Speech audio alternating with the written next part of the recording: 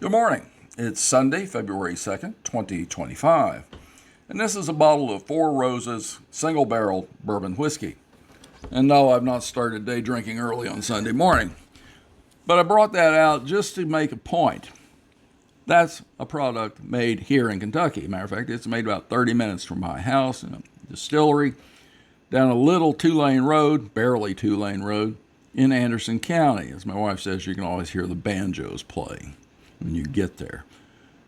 It's Trump country. A lot of Trump voters, a lot of Trump signs on houses, Trump flags. It's about as red as you get.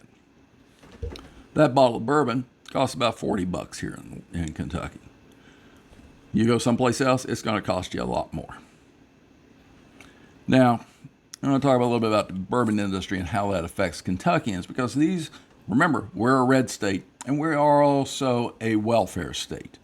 We get more money from the federal government than we send in, so we need every dollar we can get here to survive. The bourbon industry in this state has about 12 million barrels of bourbon sitting in warehouses right now. It's been on a big upswing. It makes about a $9 billion annual contribution to the economy. There's 23,000 jobs, or a little more than 23,000 jobs in the bourbon, making bourbon. The annual payroll is about $1.63 billion. Most of those jobs are pretty well paying. The bourbon production contributes about $358 million per year to state and local taxes. So it comes back in roads and police and fire and teacher salaries and a number of things.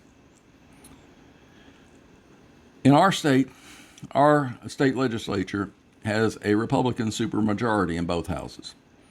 These are people who support Donald Trump and not the people that are working in this state. 5 of our Kentucky representatives are Republican. They are Andy Barr, Jimmy Comer, Brett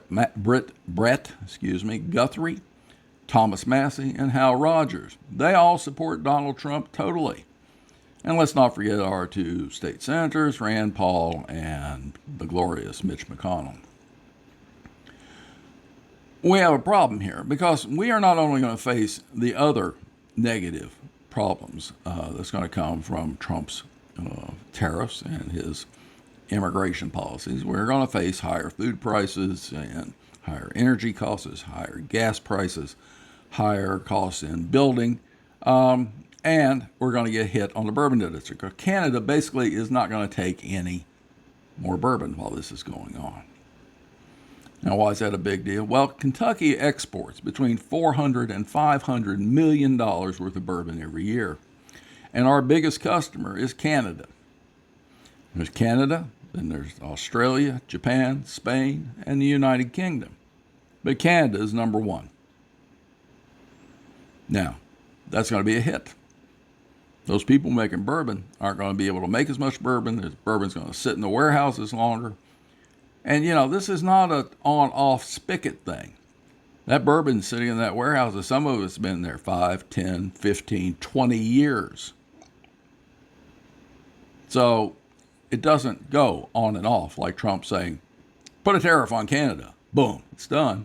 Bourbon industry doesn't work that way. So what can we do about it? Well, basically, you can vote all these clowns out. If you're here in Kentucky, those Kentucky state legislators don't give a damn about you. They don't give a damn about how much you're paying for stuff or how much it's going to cost to hurt you. And the same goes for the guys in Congress. I know Andy Barr could give a crap about what the price of bourbon is because, well, Andy Barr's never met a payday lender or a sleazy banker he didn't like, so that's not his thing. And as far as Thomas Massie goes and Jimmy Comer, my God, so MAGA that they're, I'm not even going to go there. Anyway, what we can do is we can vote these guys out. Bottom line, that's what we can do.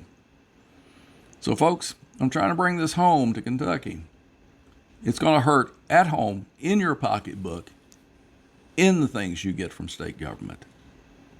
And it's all because Donald Trump had a whim to put a tariff on Canada.